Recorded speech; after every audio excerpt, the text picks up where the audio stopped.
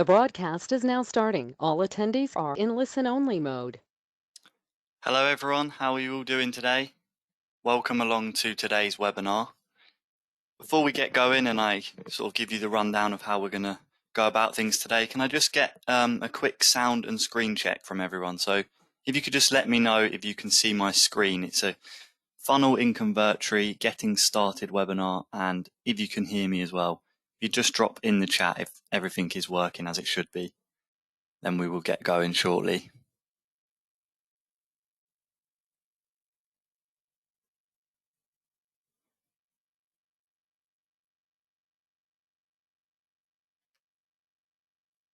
Excellent, okay. So just to introduce myself to you all then, my name is Dan, and you may have come across me in our Facebook group, or if you've written into Convertery support at all. This is me here on our About page, just to put a face to the name. So as I said, you may have come across me before. If not, it's nice to meet you, and hopefully today we can go about improving your skills in Convertery. And that is what we are aiming to do. So the way that we're going to run this today is we're going to have a demo of how to build a simple lead funnel from start to finish. So at the end of today's webinar, you should all be able to do that. And if you want to refer back to the webinar while you're trying to build your own, that's perfectly fine. But the idea is you've got an understanding of how to go about that in Convertery. So this is sort of the finished product that we're going to aim to make today. And as I say, we'll start off with a clean slate and go through that entire process. And the idea is that someone will be able to come to your page, enter their details into the form you've got set up, and then click download now, where they'll then be taken to a thank you page. Meanwhile, those details will have been added to an autoresponder, and they can then download a lead magnet from you. So it's a lead campaign, as I said. And after that, I'm then going to run you through some of my favorite tips and tricks in the Convertery editor, things that are going to make your life a lot easier when using Convertery. They're just neat little shortcuts, really, but they'll save you a lot of time in the long run, which is obviously what we're hoping to do for you today. And we are also then going to go through how to build a page so that it mobilizes well, so that the mobile editor is something that you don't have to really fiddle around with too much. And then after I've done that, we will be able to show you some of the latest released features in Convertery. So I'm going to just quickly run you through our new icon element, and then also show you some updates to our split testing feature, as well as a new feature which allows you to search for your published pages. And then, of course, once we've gone through all of that, we'll have a Q&A session at the end where you can ask any questions that you might have about Convertery. Now, if you do have any questions throughout the show, if they're related to the demo that I'm doing at the time, obviously feel free to stick them in the chat box and I'll come to them at an appropriate time. If they're about something more general in regards to Convertery, if you could save that for the end, that would be much appreciated, just so we can keep it flowing nice and smoothly. Okay, so before we begin then, if I could just ask all of you how familiar you feel with Convertery. So if you could leave a number in the chat between 1 and 10, with 1 being that you've barely used Convertery before, and 10 being that you are an expert with Convertery, just so I can see sort of like what range we've got today. That's great. So we've got a couple of 1s, a 3, a 5. Yeah, that's perfect. That's sort of the range that I'd expect. So, you might have used Convertery 1 or 2 times, but you're looking to level up, or you may be a complete beginner, which is perfectly fine. Hopefully after today, you'll feel a lot more comfortable with it. Okay, so let's get started then. The first thing that we are going to do is we're in our funnel here. Mine's called Getting Started Webinar, and we're going to want to create a new page. Now, when you click that blue button, what is going to be shown to you is all of our page templates. And you can see we have a great variety here. Loads of different niches are covered. And if you wanted to use one of those to save yourself time building a complete page out, then of course you're welcome to do so. But today we want to show you the full process. So we're going to create a page from scratch. and we'll call this page our opt-in. Now this name here is basically just for your own purpose. It's not going to affect the live page at all or the published URL, so don't worry about that too much. And now we are going to click on the page card and load up the editor, and you'll see here we've got a completely blank slate. So the first thing we want to do is get our background image up on our page so that we can start adding our form and our other elements. So we'll come over here to the elements tray. This is where you're going to add all your elements onto your page, and the one we want to select is image. So we'll click on that, and now we're going to be brought up with the media gallery. So you can see here, this is a list of all the images that have been uploaded to my account before. And we've also got this option here to search Pixabay. And I just want to cover this briefly before we move on. And what this is an integration that we actually have directly with Pixabay. And what they are is a stock photo sharing company. And you can basically go to pixabay.com and search for anything really and get an image that is free to use on your site. Now, we have this integration directly. So if we search something in the toolbar here, it will actually bring up images that come straight from their site. So if someone wants to just drop in the chat like an object or an animal maybe, we'll have a search for that and show you how it works.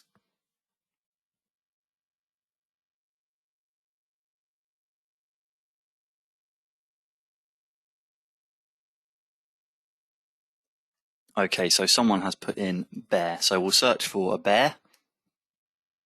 And you'll see here it's brought up a variety of different images, all relating to the word bear. And obviously this is a great feature because you can get images that are not only high quality, but they're also, free to use. You don't have to pay a subscription for this service. It's all included with your Convertery license. Now, we aren't actually going to use an image from Pixabay today. And the main reason for that is because the one drawback with their API is that it only allows images with a resolution of 1920 by 1280. So that is the maximum resolution size. And because Convertry's speed is so fast, no matter what size the image is, we may as well take advantage of that and use a higher resolution image. So with that in mind, we can go to our folder. In this case, I've got my image uploaded here, but if you did want to upload one yourself, you just need to click this blue upload button, and that will then load up your own personal files where you can select your image. As I said, we've got our image ready to go here. And as you can see, the resolution is a lot higher than the cap that is applied to the Pixabay images. So we've selected our image now, hit the select button, and that is going to be added to our page like so. Now, obviously we want it to be a background image. So what we're going to do is select the image on the page, and then we're going to click the full width button, and that is going to make it snap to the edges of our page. And from there, we can use the top drag handle and the bottom drag handle to resize it so that it is fit for purpose as a background image like so. So there you go, we can see that's, covered most of the image. And as you can see on screen, the quality hasn't been affected by that at all. And you'll see once we finish up that the loading speed is not affected either. So now we've got our image on the page. We want to add some panels to create like a header up the top and a footer down the bottom, just so we've got like a border to our page. Now this is just personal preference, but it is also useful to show you how to do that. So we come back to our elements tray on the left. This time we're going to select a panel. And just like with our image, we're going to use the full width tool, and that is going to snap it to the edge of the page so that it is the exact width of our page. Once again, we can use our drag handles to resize, and then we'll just drag it to the top of our page like so. Now the next thing we want to do is change the color of this. And to do that, we need to just come into our element properties. So if we select our image, and then this blue bar here that says element properties is going to bring up a load of settings relating to this element in particular that we can then edit as we please. So this time we're changing the background. So we'll select background. And from here, you can see we've got the option to open the color picker. So we'll do that like so, and we've now got this color palette in front of us. And what I really love about this is you can change the color with your mouse, and it actually gets applied live on the page as you do that. So you don't have to select, say we selected this red, come out of it and then go back and select a different color. You can just see how the different shades actually affect your page as you choose them. And that is just really useful from a design point of view because it saves you time and also allows you to compare different colors. So you can see what shade looks best on your page. So we'll select our desired color. We'll go for like a beigey color, something quite subtle, nothing that's going to detract from the main elements on the page. And once we've done that, we can hit select. Now you'll notice here you've also got these RGB values for your color. And if I just move this down a bit, you'll see that they change and they are therefore specific to each exact color. And the reason I'm pointing this out is because if you wanted to use this exact color on another page, what you can do is just highlight these and hit Control-C on your keyboard, or make a note of them so you've got them somewhere, and then you can go into another element and use them on that as well. So that will allow you to get the exact same color that you've used in the past. So we'll hit select to save that change. And what we're going to do now is simply make a duplicate copy of this element. And to do that, we'll select it, and then we'll come up here to the clone option, click clone, and we've now got an exact copy of the element. So even though we could have obviously added another panel and then, copied the RGB values to get that same color, we can just use the clone tool. It's a lot faster and a lot simpler. So now we've got our header and footer, as it were, on our page, we can start to build out our form. And to do that, we're going to need another panel. So we'll drag that over here to the area we want the form to be. And we can reposition it. It isn't really a major issue if we have to change the positioning or the size of this later on. So we can just have a rough version of that for now, like so.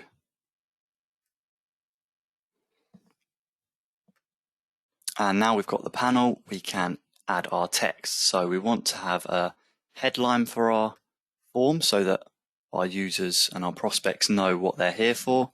So we're going to add that now, and that is 7 top tips for slimming without starving, like so. And then we'll use a new text element to add in our main copy. And I'll just get this typed out for you now.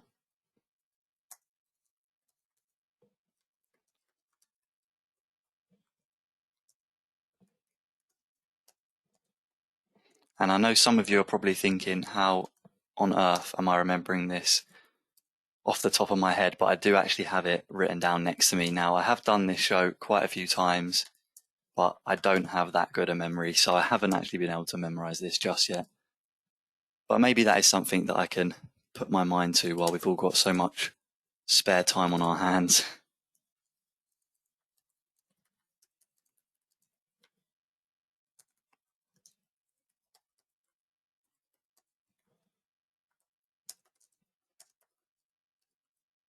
Okay. And lastly, we just need to add a little reminder to our users to enter their details. And also just a quick message to reassure them that we are never going to spam them. And this is a good idea to put on your opt-in pages, because even though it's not like a legal requirement, you don't have to have this on here by law. It's a good idea just to reassure your prospects that you're not going to use their details in a malicious way. You're not going to send them any, spam or nasty emails, and that might make them more likely to subscribe to your list. So I'd always recommend having just a little message under your opt-in form just to reassure your prospects. So we've got our text on the page now, and the next thing that we're going to do is change the font styles slightly so we can have a default text style for our page. Now, there is a reason that I didn't just copy and paste this text into the text elements. You could do that if you wanted to, but you'll notice that the font on this page and the font here is slightly different, and I'm going to show you not only how to change that for each individual element, but also how to change it so that all of the text elements on your page are the same. So if you wanted to change it for an individual element, you just select the text element, click on it so that you're editing the text, and then you can see you've got those options here. You've got your font selector, you've got your font size, color, and then your different styles here. But as I said, we want to apply it to the whole page. So to do that, we'll come to our page menu here, and then we need to go down to default text styles. And then you can see we've got the exact same options that you have for the individual elements, but what this means is any text elements that are set to paragraph will have these settings applied to them. So if while I'm changing this now, you keep an eye on the text below, you'll see that it actually changes to match the new settings. So we'll change the font family to Lato, and if you can see below, it did change there, and we'll keep the font size, we'll up the line spacing slightly, and we'll keep all the rest the same. We don't need to make too many changes. We don't need it to be a different color really. Black is fine. But you'll now see when I click done that all of the text elements have shifted their style to match what we just set up.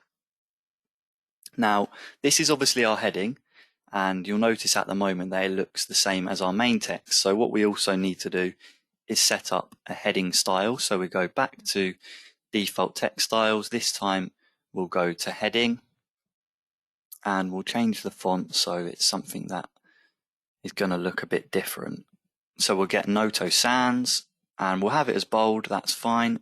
We don't need it to be too big, just something that stands out slightly from the main text, and we'll apply that now.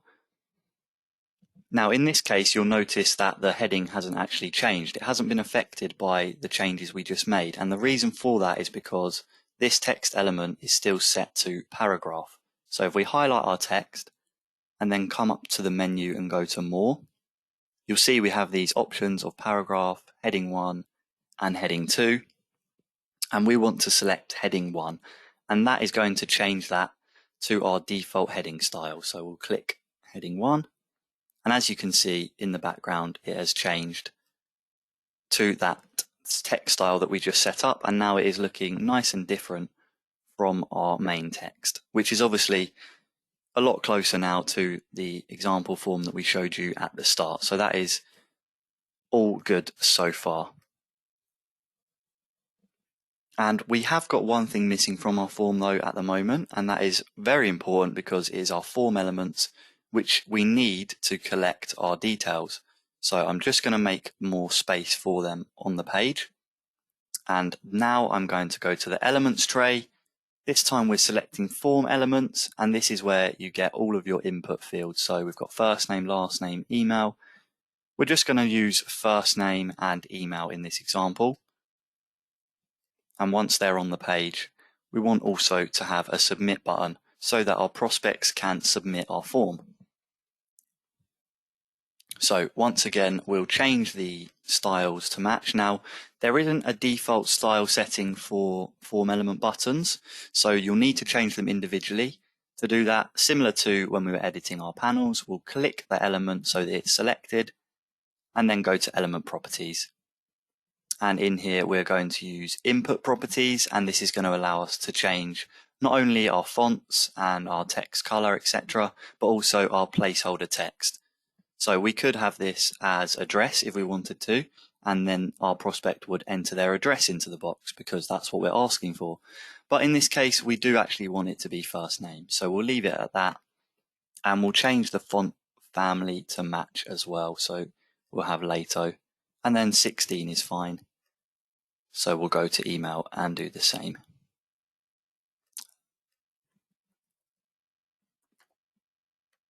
Like so.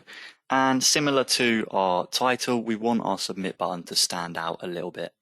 So we'll go to button settings, and here you can see the mode. We need this to be on sign up, as that is what is going to submit our form. And we'll change the label to download now, because that is what we want our prospects to do. We want them to click the button, which will take them to a thank you page, but they will then be able to download the lead magnet. So we'll change that, and we'll also change the font family to match as well. So we'll go Noto Sans, bold, and we'll bump the size up slightly to about 22 should probably do. That's perfect. Okay, so our form is pretty much done. We've got a few slight changes to make though still. And the first of those is to just make it look a little bit neater. So you can see we've got our elements here, they're, a little bit skew with, not looking too neat. So we're going to align the form now so that it looks a lot better. So we'll select the panel, and doing that, we are also selecting all the elements contained within it. And then we'll go up here to our alignment tools, hit the drop down button to bring up our options. And the first one we want to choose is center align. So you'll now see that all the elements within the panel have been aligned exactly to the center. So that already looks a lot better. And the next thing we just need to do is make it look a little bit more spaced out evenly. So we'll shift the title up, and we'll shift up the main text as well. And then likewise, we will move this up. And I'm using my arrows on the keypad here just so it's a bit more precise. You could obviously move it with your mouse, but that is personal preference, of course.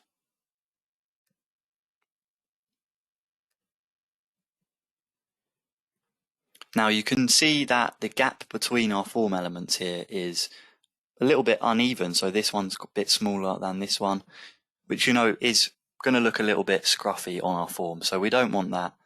So we're going to use another alignment tool that Convertri has to offer. And to do that, we're going to select all of the form elements, and we're going to click Shift and click. So that's Shift on your keyboard and then click to select all three. Those elements are now selected, and we can go back to our alignment tools, where this time we want to choose Distribute Vertically. And you'll notice the email just nudged up slightly there, and that is going to put enough equal space in between the forms. So lastly, I'm just going to change this text individually. We don't want it to be this large, so we'll change the font size to 12. And we'll do the same with our spam text.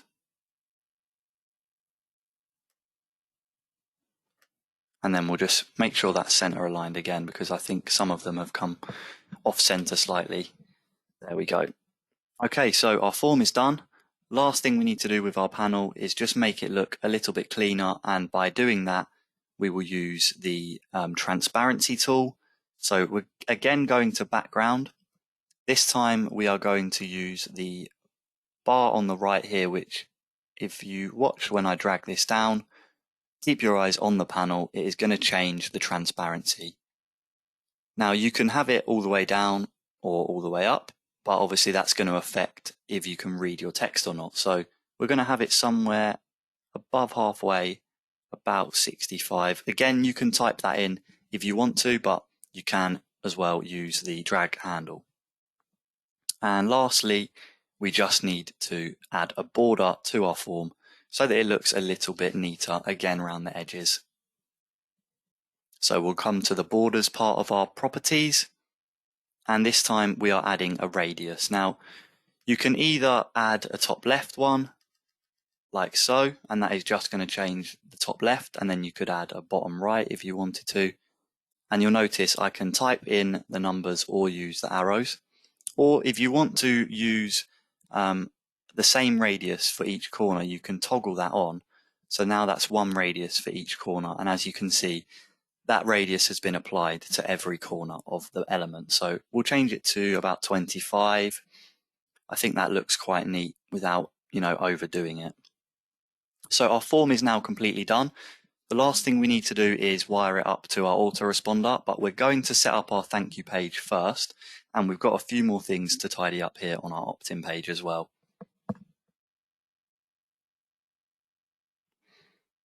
And Craig, the questions box that you're typing in there, that is the chat area. So if you want to ask anything, you can just type it in the questions box, and that is where, your question gets sent in to me. So if you do have any questions, that is the place to go. No problem. Okay, so just to get back to our opt-in page then, we still need to add our privacy policy link. And to do that, we can add another text element, this time to the bottom of the page. And we'll align it to page center. And then we can type our privacy policy text. And this is basically just going to be a piece of text that we hyperlink so that if our users want to see our privacy policy, they can. And we'll align it to page center in terms of the actual text as well.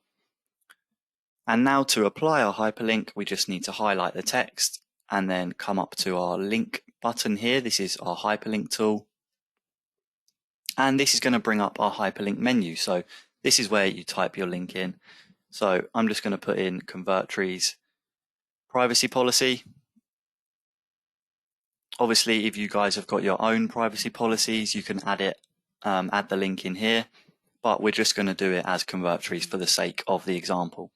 Now, one really important thing when you're doing a privacy policy on your page, or really any links that aren't relating to, the user downloading or signing into your autoresponder list, is to have it open in a new tab. And the reason for this is because you don't want your users to get lost somewhere else. So if we didn't have this option on and someone clicked on our privacy policy, their browser tab for our sales page would disappear completely. They might then forget why they were there in the first place.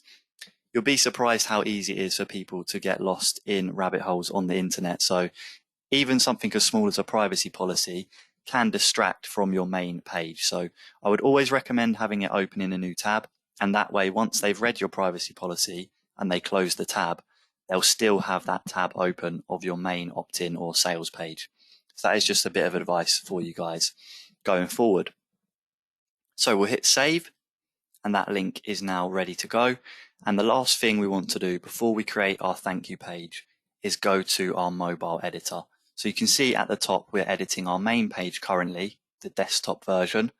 And if we hit mobile, we're going to be presented with a slightly different view. So you can see here, this is our mobile page. And this is what Convertry's algorithm has created for us. We haven't had to do anything. You've seen the process from start to finish. And now I've gone to mobile. This is what we've been given. And I mean, this is a pretty near perfect design of what I'd want my mobile page to look like for this page. Now, if we did want to make changes, we can do that. And you can actually make changes on the mobile page without it affecting the desktop version. So I'll show you that now. So if we select the 7 top tips for slimming without starving headline, and say we wanted that to be here and our main text to be higher up, for some reason we want it to look like that on mobile, then we can make those changes. And if we go back to our desktop page, you can see here nothing has been changed whatsoever. And this is obviously a really useful feature because it means if you do need to make a slight edit that suits your mobile page better, you can do that without affecting your desktop page. So I would always recommend, not shying away from making slight changes to your mobile page if you need to. And if you do make a change that veers away from the default mobile version that you are given, then you can actually get that back. And you can do that at just the click of a button. And that is because we have our remobilize option here. And as you can see from the little dialog box, it says rerun the automatic mobile conversion. So that basically means that if we hit this button and then click remobilize all, it is going to put the page back to its original form when it was first created. So we'll hit that now so you can see it in action. And there you go. As you can see, it's gone back to the default version that Convertri created. So I'm pretty happy with this as it is. I don't think we need any changes on the mobile version. So with that in mind, we are going to go back to our funnel now. Our mobile and desktop version, both looking good. So we can go on and create our thank you page. So I'll go back to the funnel now. And just while it's reloading, does anyone have any questions on the opt-in page setup there? As I said, we haven't configured our form yet, so I'm going to be going back and doing that once our thank you page is up and running. But anything that you're unsure of there before we move on to our thank you page.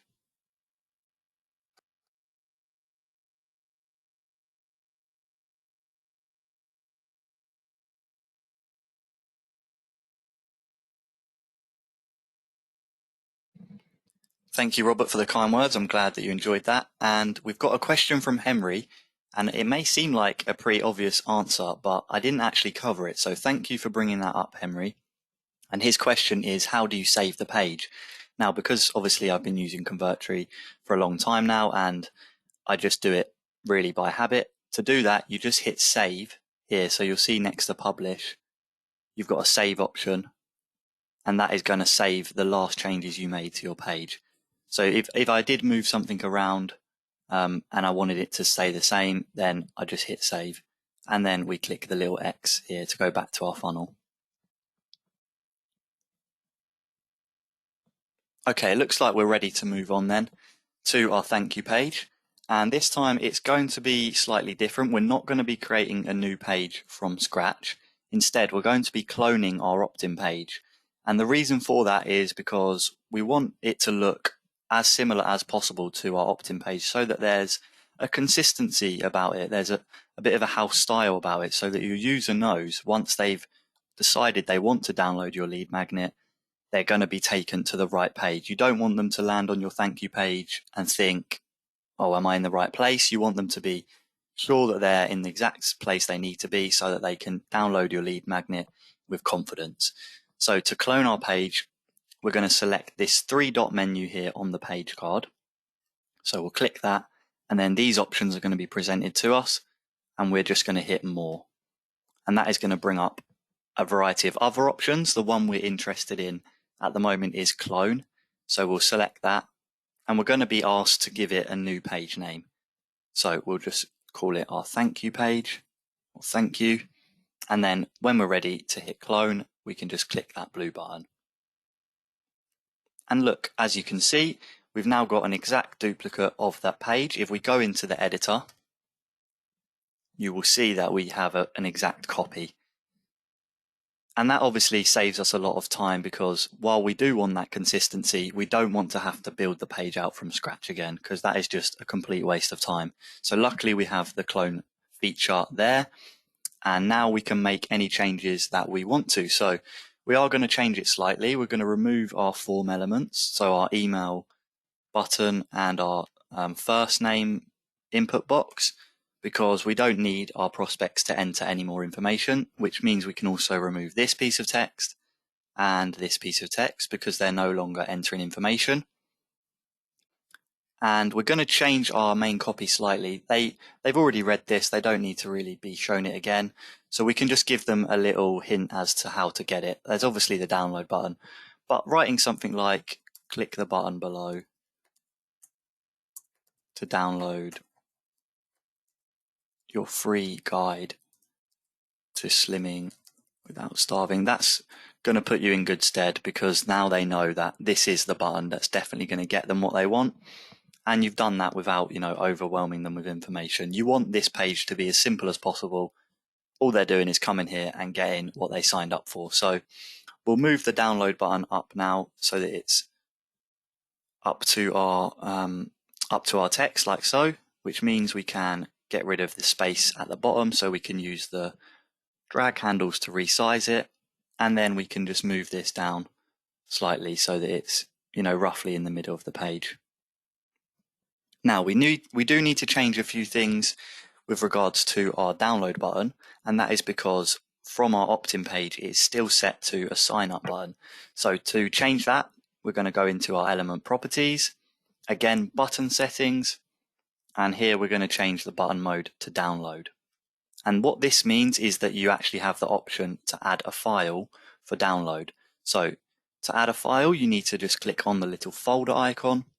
And again, it's going to bring up a file library. So similar to our media gallery, it's going to have a list of all the files that you've uploaded in the past. And again, you've got the little blue upload button if you want to add something new. Now it's worth noting, we've got this little reminder here.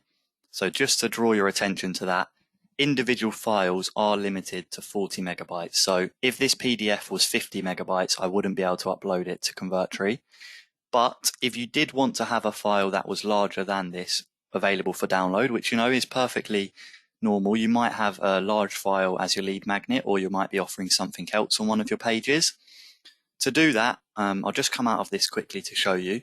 We do have a mode on our buttons called link, and that's going to give you the option to put a link here. So what that means is you could get your file hosted somewhere else. So somewhere like Amazon S3 would be my recommendation. And then once you've hosted it there, you can use the link from Amazon and copy it into this box. So once someone clicks on the button, they'll be taken directly to that link, and they can then download it from there. You won't have to worry about, trying to figure out how to maybe split the file in half or in 2 downloads. You can just have it self-hosted somewhere. So I'll change it back to download though in this example, and we will add our file. I've already got it uploaded. So I select it and then hit select like so. So now when someone comes to this page, if they click on the button, they are going to get the download of this file. Now you've got the option to force download on click. And what that means is if you turn that on, when someone hits the button, it's going to download straight away. So some of you probably have experienced this in the past, or even if you've downloaded anything, you'll notice it comes down the bottom left of your screen and it tells you, how long it's got to go. If you have forced download on, once you click that, it will straight away go to this download section of the page. But if you have that off, when someone clicks on it, it's going to open up the PDF in a new tab. From there, they'll be able to save it. But I would leave it off just because they've obviously then got the option to view it before they download it. It's a personal preference, really, this one. It isn't as important as the opening a new tab, but I would just leave it off. Okay, so we've got that pretty much done now. I'm just going to make a change slightly to our download button, just purely from a stylistic point. And we'll have like a foresty green color, dark green, just so it looks a little bit different to our opt-in page. That can't hurt. So we'll save our changes now. And this time we are actually going to publish our page. So the thank you page is good to go now. We can publish that. And you can see here we've got the option to add a page path. So you'll notice this is my, this is my domain, and the URL page path is what I type in here. So you'll see it's thank you, and it's been added. Once I've done that and hit publish, this page is now live on the internet. And now this is done, we are ready to finish off our opt-in page. So I can configure our form, and I can go back to our funnel and get that done now. So we've nearly finished the whole process, and that will give us a working lead funnel. So back to the funnel we go. And before I go into my opt-in page, I'm going to use this arrow tool here. So new arrow. And I'm just going to drag it like that, and you'll see this arrow is protruding out of the opt-in page card. Now what I'm going to do with it is line it up over our thank you page and then just release the mouse click. And this has now linked these 2 pages together. Now it doesn't mean that if you automatically click the download button, it will take you to the thank you page. What the arrow means is when I'm setting up my form, Convertri is going to suggest this page as a thank you page.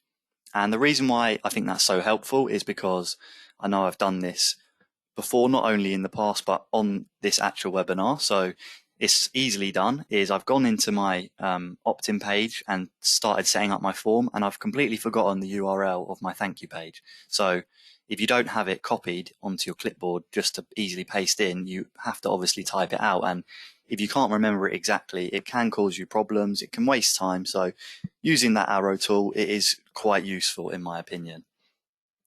So we'll go back to our opt-in page now. And the last thing we have to do, as I said, is just configure our form. And what this will mean is that when someone comes to the page, they'll enter their name, email, and when they hit download, their details will be sent over to our autoresponder. You can obviously set up email sequences or anything like that, a thank you email in response, but it also means you've then got their email for future campaigns or if you want to do any more marketing to them. So to set up our form, on this top toolbar, we can see the forms option. So we'll open that up and then we'll go into autoresponders. And here you've got a list of all the different autoresponders that Convertri is integrated with directly. So there's a wide variety here, and obviously it's a personal preference what one you use. In this example, I'm going to use MailChimp because that's the one I've got set up. And then you're going to be asked to search for your target list, which is where your prospects will be added. So in MailChimp, you'll have set this up previously, and I've got my list here. You just simply click that, and that is going to then bring up the fields and the fixed fields for this form. So the fields that we've got on our page are first name. We've got our input for first name and we've got our email. Now, when you're using MailChimp, the email is actually a fixed field, so the form wouldn't work without one on the page. These ones here are optional. And as you can see, first name is set to first name on the type as well. And the type has to match with the type that you give the element on the page as well. So as well as it being first name in the fields on your forms menu, when you go into element properties, it also needs to be set to that type as well. So I'll show you that in action in just a moment, but that is imperative for your form to work. So a lot of times on support, when people have problems with their forms or if the information for the form isn't being passed through, it's because the tags don't match. And the reason why we need it to match is because Convertri is looking for the matching fields. That's how it knows to pass that information from one side of Convertri all the way through to your autoresponder. So very important there to remember that. Now though, we can hit next, and this is where we're going to see that arrow tool coming in handy. You can see it's automatically filled in this field here, which is my thank you page. If I hit suggestions, you can see it's in a list, which means if I had other arrows coming out of my opt-in page to other pages, like if I had, a contact page or an about us page, they would also be suggested here. And obviously then I could choose which one I wanted it to be redirecting to. So in this case, we've got it all here. We want to leave this grayed out so it's off because we want to redirect our prospects. If we clicked it to turn it blue and put it on, then it would mean that after our form was submitted, they would basically stay on the page. They wouldn't be sent to another page, which obviously in this case, we don't want that to happen because we want them to be able to download our lead magnet. So that's all done now. Our form is set up and ready to go. Before we publish, I'll just make sure our field types are matching. So for first name, select the element, and then form field settings is the option we want to select this time. And you can see the field type is set to first name as well. So that is matching to our form menu, which, as I said, is really important. And we're gonna set it as required. This is again personal preference. I would always have it as required just because it's good to get a name off your prospects, so you can personalize emails to them. But it is up to you, so it's not a necessity. The email, however, I would always recommend having required. I mean, if you don't have it required, you might get prospects entering or downloading your lead magnet without giving you an email. So I would always keep that as required. That's why we have it set to be required on the default. And again, we've got our type set up. So we can save the page now again and publish it. And that is our opt-in page done as well, which means our lead funnel, once I hit this blue button, is now set up and ready to go. So once it's published, we can view the page and just keep an eye out on how quickly it loads. There we go, pretty instant. Even despite this large image that we spoke about at the beginning of the webinar, it's loaded in less than a second there, which is ideal because loading speed is key in this game. So we have a live lead funnel now. If any of you want to go to the URL here and opt in, or just see if it works, then feel free to do so. But for now, I'm just going to take a quick drink of water and let you guys think about any questions you might have on that part of the demonstration.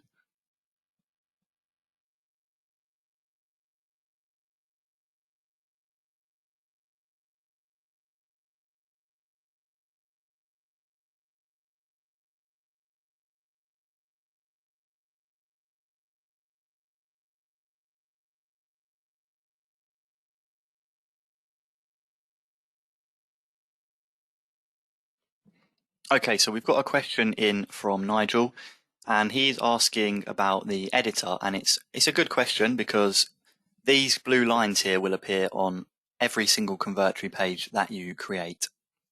And what they are is they're just guidelines. They don't actually affect the live page at all. You'll notice if we go back to our live page, they're not visible here at all. What they are basically for is they're like a safe zone. So these two vertical ones here are like a safe zone. So anything inside these will 100% appear on any sized monitor. Now, 4 years ago, or pushing 5, I think, years ago when Convertri was created, we didn't actually have, the larger screens that we do now. A lot of them are probably a lot smaller. So this is why it's been set to this quite narrow standard here. You can change it though, easily just by, selecting display here and then the guideline width. And you can use your arrows, or you can type in a custom number. So, 1098, and you can see it's widening on the screen. And if you don't like the changes, you can hit restore default guidelines. But yeah, I wouldn't worry about those too much. They're just mainly as a little guide to users so they know what is, definitely going to appear on all of your monitors. And we've got a couple of people here who are asking if there'll be a replay up for this webinar. There 100% will be. We usually get them out within a week of the webinar going live. So by next Thursday at the latest, probably the beginning of next week though. And if you go to help.convertery.com, and then you can see here, got all these different options. This is our knowledge base for anyone that didn't know. So these are where all our help videos and help articles are hiding away for you to learn all you need to know about Convertri. And this one here, Getting Started Webinars, is going to give you all the replays for these webinars. So if you miss it, you can go and watch it in your own time, not a problem. Or if you need to, go over something again, we've got all of that here for you.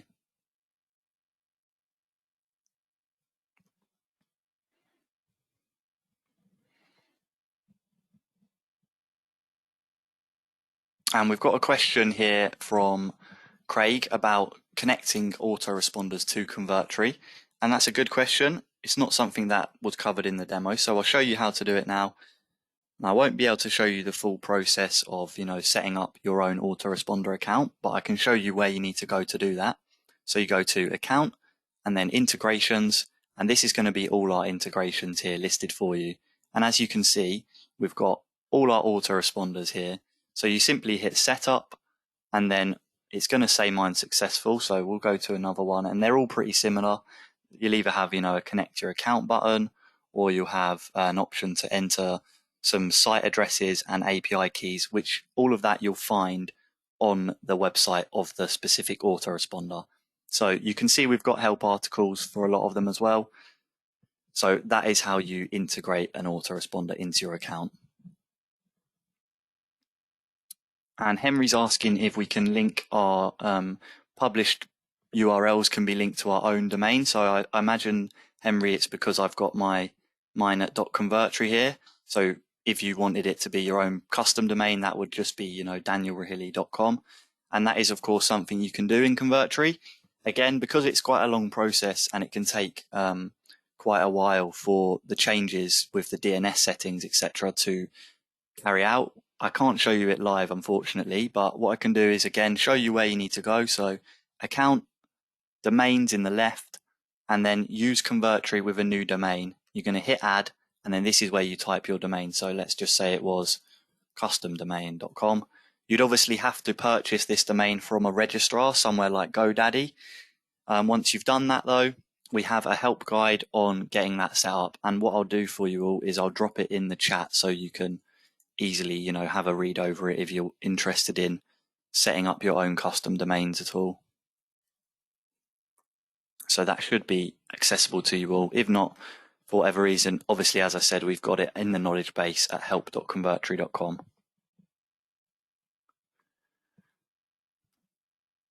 Okay, so we're going to move on now to the second part of our webinar, which is, showing you guys how to get the most out of the editor. And to do that, we'll go back into our Getting Started funnel. And this time we're going to be using a page that is a template. It's one of our templates that was built out for Convertri, but actually there are a few things that could be improved on the template, and we've left that deliberately so I can show you that today. So we'll go into Edit Page.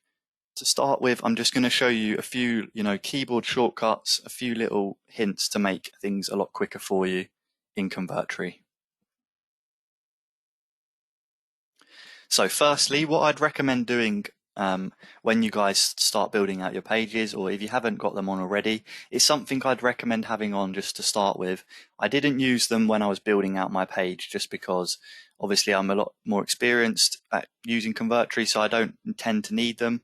But when I'm showing you guys how to get the most out of it, I think it is a feature that is worth mentioning.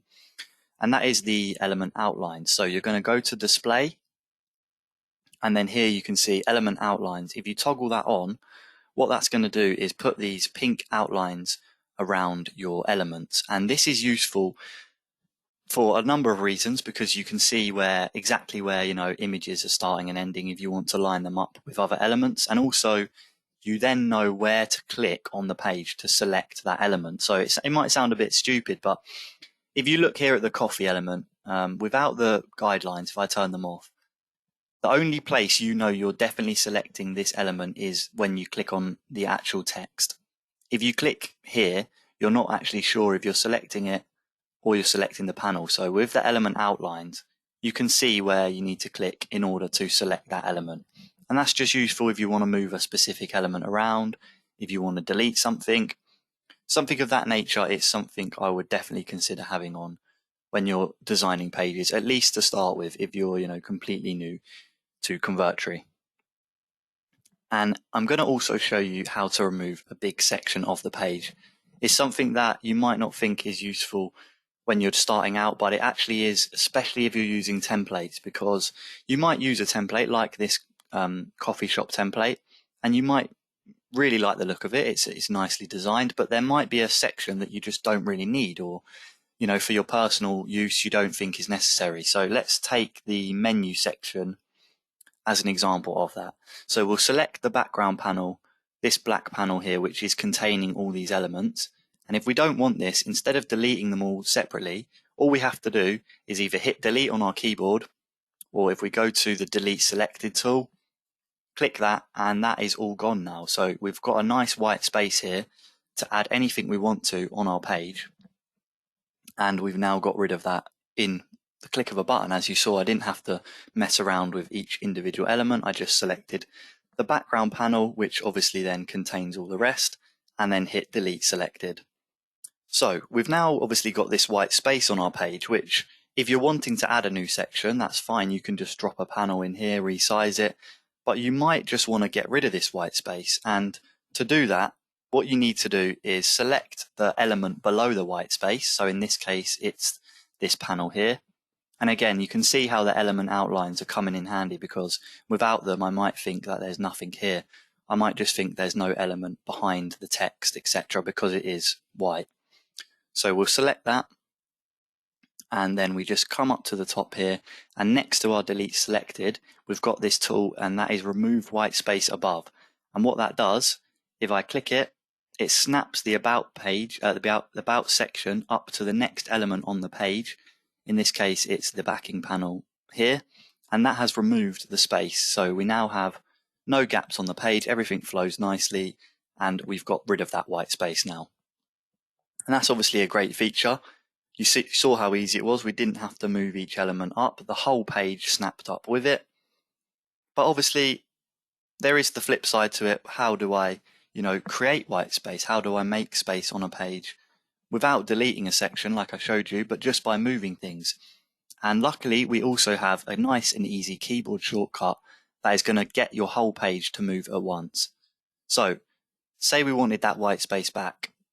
Let's use the About section as an example. If we want white space above it, what we need to do is select, again, the highest element below where we want the white space to appear. So in this case here, hold Shift on the keyboard and then drag it down, and you'll notice that the gallery text and everything below the About section is also moving down as well. And what that's done now is created space, but we haven't had to move the page down each individual element at a time, which would obviously take an age. We've just used that keyboard shortcut, so that's Shift and then drag, and that's created space for us nice and easy on the page. The next keyboard shortcut that I can show you, it's something we've already covered on the show today, but it is definitely worth knowing, especially if you're working on something at the bottom of your page. And instead of going up to the clone tool here, you can just hit Alt and then drag the element like so. And that is going to give you an exact copy of that element. So hold Alt and then drag like that. And there you go, that is the keyboard shortcut for cloning. So before we move on to how to get a page to mobilize well, which I believe is probably the most important thing we're going to discuss today, I'll just show you some more of our alignment tools. So in this case, if we add a panel so that we can contain all of our images here, and then we'll send that all the way to the back and then bring it forward so that it's behind these images. These are now contained. We then go to our alignment tools that we used earlier, and I'm just going to show off some of the other options. So let's say we want middle align because we want them all to be in the middle of this panel, like so. They're all nicely evened in the middle now, and we want them spread out evenly as well. And to do that, we can use justify horizontally. And that's going to put exact equal amount of space between these elements. So that looks a lot better if, for example, we were having this many images and you wanted them all aligned correctly. We've got a variety of alignment tools that are really useful to get the job done for you. Okay, so the last little thing we're going to talk about in the editor today, before we show off a couple of new features that have been recently released in Convertri, is we're going to talk a bit about mobilization and creating pages that mobilize well in Convertri. So let's just go over to our mobile page here for this coffee shop template. And you'll notice probably straight away that there's something a little bit different to the desktop page. Now, obviously the shape of the page is different, which means things are going to be laid out slightly differently, but it doesn't mean it should be more difficult to read. And if you look here at our three headlines, bread, pastry, and coffee, they actually get displayed one after the others. And this is the automatic algorithm Convertre's created. And while it's looking pretty good, because of the way the page has been designed, it isn't perfect. And that means if you didn't change this yourself, then your users are going to have a bit of a confusing time when they come to read about bread, because they're not going to be, the page isn't as fluent as if the bread text was below bread. So you could obviously do this yourself. You could move this text element up and then move the pastry down, the coffee down, but that's going to take you a lot of time. And if, for example, it's to an even bigger scale than just these 6 elements here on your page, it's going to take you ages to figure out how your mobile page is going to look as good as your desktop page. And because, as I'm sure all of you know, mobile traffic is so important these days, you need to really have your pages built out from the get-go to mobilize well. It's just going to save you so much time that it is really crucial when designing pages. And I'm going to show you how you can do that now. And it is really simple. It might sound like a confusing thing. You're talking about algorithms and stuff like that, but all you need to do is remember about containment. So if we use panels like we have down here, the menu's gone now. Let's say we used a panel here to contain these images. If you're using a panel to contain these 2 images, it will display them as one element. And that is because Convertri's mobile algorithm works like this. So it's going to come along to your desktop page and it's going to start reading your elements from top to bottom and then from left to right. So the first one it's going to hit is obviously this backing panel. It's the top element. Then it's going to go, what's in this panel? It's going to go, okay, we've got the logo, we are open, we've then got the image. Then it's going to go bread, pastry, coffee, and then the 3 description texts. And that is why they are displayed on the mobile page in that order. So we can actually bypass this slight error. in this page, and that is by using a panel to contain the elements. So we'll add one to our page, resize it like that, and again we'll send it all the way to the back and then bring it forward so it's just behind these two elements. And then we're going to do exactly the same for pastry and coffee. And what this means is that it's going to hit the panels, and instead of displaying then the panel and the elements within that separately, it's going to display them all together. So I'll show you what I mean by that in just a second. Now you can obviously edit the background color of the panels here so that they're transparent, which is obviously what you would do if this was actually your live page. But because I want to show you where the panels are, I'm going to leave them gray for now. So if we now go back to our mobile version, you can see that it has actually read the panel and then displayed the elements within it as one. And now we've got a nice fluent page where if someone wants to read about bread, it's right there for them to read. Then the next heading is pastry, and so on with coffee. So it's simple to do and it's really important. So definitely bear that in mind, that using your panels to contain, text that you want displayed together. Like with our form here, if we go back to our lead funnel, this form is going to display it in this order on the mobile page because we've used a panel to actually contain it all. So containment is key. That is one thing I would like you all to remember from this show. Take that away as the main takeaway. Mobile pages are king, so having your pages set up correctly is crucial. Okay, so we're not quite done yet. We're nearly finished, but we've still got the pleasure of showing you our new features. And to start with, I'm going to take this chance to show you our new icon element. So we'll go back into our editor page, and this is something that we've recently added, and I know I've been calling for it for ages. It's something that I think is so key for pages these days, and I'm really glad we've been able to put it in. I know that it's been a great addition so far, and it's only been out 2 weeks, and that is our icon elements, and we'll show you how to get them on your page now. If you go to the elements tray, and this time you're going to select more elements, and here you go, we have icon. So when you click on icon, it's going to bring up the icon gallery. And what these are is they're basically a library of icons or symbols that are going to be understood widely by your users. You can see already here, we've got 5G, we've got an alarm clock, we've got a wheelchair. All these icons are pretty much widely recognized by people on the internet today. So location tracker, adding an image, and they're just adding another element to your page really. So we've got different options. You can see we've got filled, we've got outlined, loads of different choices and loads of different pages. A great variety of icons, and these are being provided by Material Design from Google, so taken directly from that. And again, like our Pixabay integration, we can use these for free. There's no added charge. They're included in your Convertery subscription. And once you've selected, one of these, you've got then subfolders here. So device is going to bring you up all of the icons relating to devices. Similarly, alerts, you've got your alarm symbols, you've got the trash can with a timer on. And I think this is a great addition, and I know that I'm going to be using them on my pages, and I just wanted to make you guys aware if you hadn't seen that we've introduced them into the app. And I'll show you how to add one. It's really simple. You just select the one you want. So let's say we want this clock, and then you click insert, and that is going to be added to your page like so. And it doesn't just end there, you can customize them. So if you want to change the color to match your page, you can do that in icon properties. And again, you're going to have the exact same customization picker as you had with our panels.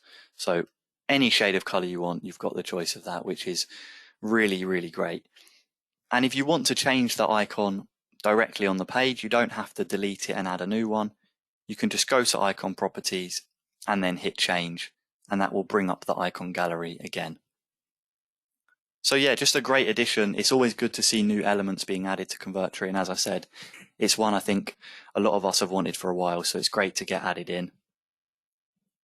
And the next thing we can show you, which I know Neil posted in our Facebook group about, he's been, wanting this for ages, and it's something that he will make use of because he has a hell of a lot of funnels on his account. And that is the ability to search for your published pages via the toolbar here. So if you go to campaigns, you can see I've even myself got quite a lot of funnels. I might not be sure where exactly one page is. If I've worked on something similar, I might get a little bit confused. It's only natural. So to do this, you just need to search, you can see here by name or URL. And if you type in something from your published page path, so let's have a look at our opt-in page. You can see the page path is opt-in. So if we type in the words opt-in and then go down to published pages, you can see this has brought up the exact page we were looking for. Now, from here, you've again got a number of options. You can either click funnel, and that will take you straight to the funnel, which this page is contained in, or you can click edit, which will open up the page editor for this page. Or if you click on the actual URL, like so, it's going to load the page on the internet for you. So another great addition, and personally, I am going to be using this all the time because it is so easy to lose pages when you're working on a lot of different projects. So just bear that in mind, we now have that functionality. And finally, this one is a lot more specific. It's to do with our split testing feature. Now, if some of you aren't aware of what split testing is, it's basically giving yourself the chance to try out new things on your pages and testing which one is more successful. So I'll show you briefly how it works. If you click the three dot menu and then click start a split test, it's going to give you two different variants for your page. Now, this is a feature we've had in Convertery for a long time now. And if I wanted to make a change to variant B, for example, even something as small as change the color of the download button, I'd simply open up the page builder and make that change and then publish it. And what that does is it drives a certain amount of traffic to one variant and a certain amount of traffic to the other variant. Now, in the past, there was a default setting which meant that 50% of your traffic went to variant A and 50% of your traffic went to variant B. But as you can see now, we've got this traffic split feature which allows you to change the amount of traffic sent to each variant in 10% increments like so. All you have to do is drag it along, and if you wanted only 10% to variant A and 90% to variant B, that is completely up to you, and now you have got that choice. And I think this is really good because it is hard to tell what each individual person needs from a split test. So now we've got this feature. Everyone has a choice. If they want to have the equal 50-50 like was in place before, they can do so. Or if they want to have it, as I said, one-sided for one variant, that is also an option as well. And when you're using this feature, just be aware that you will need to republish your pages after you've adjusted the traffic split. So they won't be applied automatically. You'll have to go into the editor for either one of the variants and republish it, and that will refresh the split test so the changes have been made. So that is going to bring us then to an end for today, guys. I hope you've all enjoyed, and I'd like to take this chance now to open up the floor to any questions you might have, whether it's about something we've covered today or a question you had in general about Convertery, and I'll do my best to answer all of those for you. If it's something that I can't directly answer or show you today, obviously we've got our knowledge base, which is help.convertery.com. And I also can send you our support email, which is support@convertery.com. So I'll type that in the chat now while you guys are thinking of any questions. And if you have something more specific for, a page you're working on, I'd recommend emailing in there, and we'll be able to get some more tailored help for you as regards in opposition, I suppose, to this more generic advice we've got for you. You're welcome, Lynn. I'm glad you enjoyed today's show, and Mina as well. I'm glad that it's been helpful and that you're loving Convertery.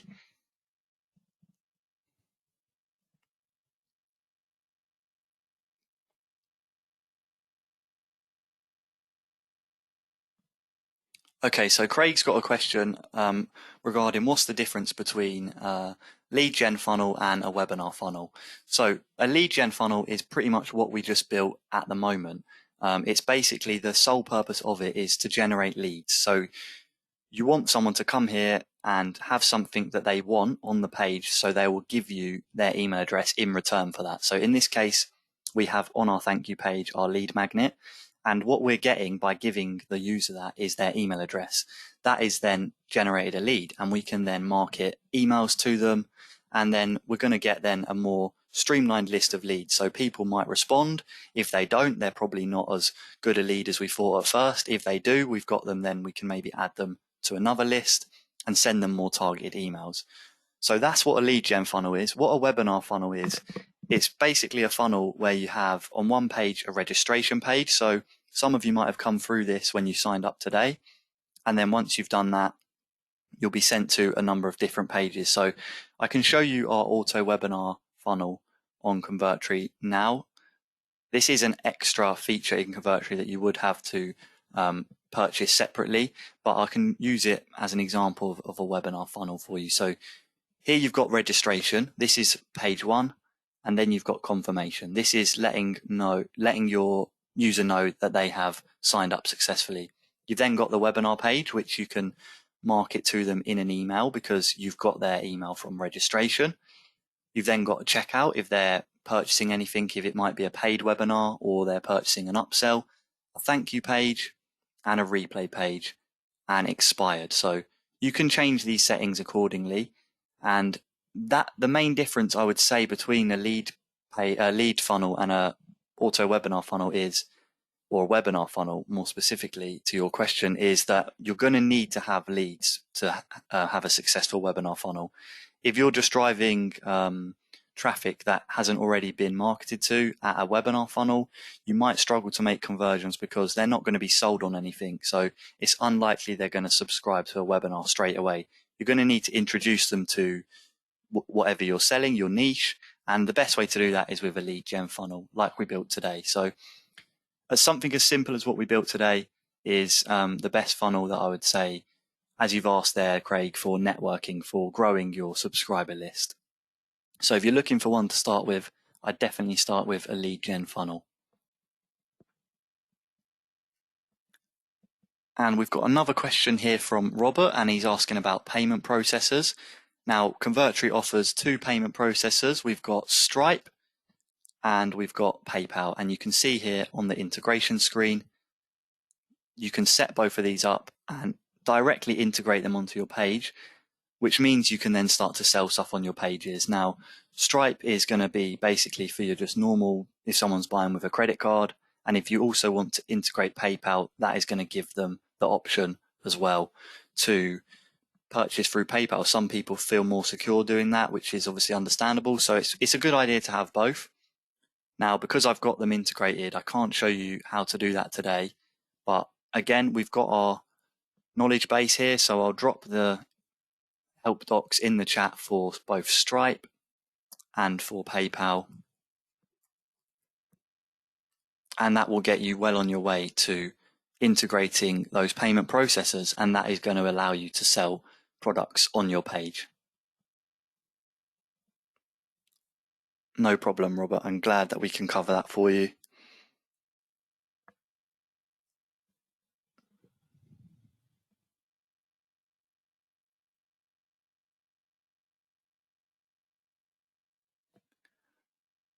Okay, any more questions before we wrap this up then?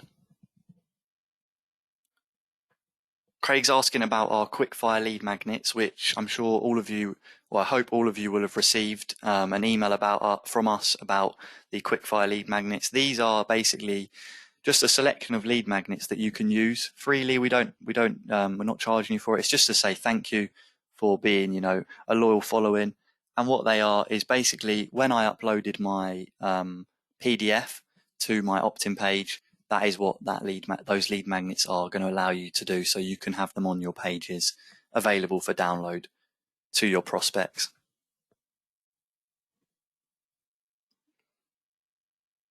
Okay, it looks like we're coming to the end of the questions then. I can't see any new ones popping up in the chat. So what I'd say to you, if you do have any questions after today's show, you might, you're sitting down at dinner or watching the telly thinking about Convertery, which I hope all of you guys are, then you can just email us at support.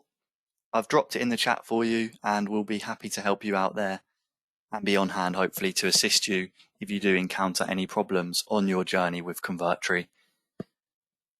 So lastly then, I'd just like to say a massive thank you to you all for coming today. I hope you've enjoyed it, and I hopefully will see you again soon in the future.